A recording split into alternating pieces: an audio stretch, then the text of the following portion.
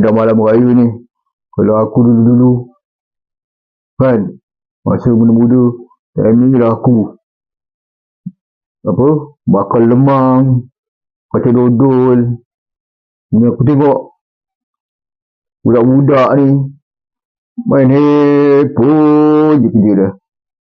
Alah Tok, dulu mana ada wifi? Jawab kau Sudin, tadi aku nampak mak kau tu tercongok-congok sorang-sorang. Kacau rendang. Kau ni boleh duduk kat sini pula lagi. Dah pergi. Alah, bising lah Tok ni. Yelah, saya balik. Macam mana Tok boleh tahu mak masak rendang? Atuk sekolah mak je. Mentang-mentang mak ibu tunggal. Beritahu nenek jah. Kan jiran. Kenalah saling tengok menengok. Jangan cakap kat makcik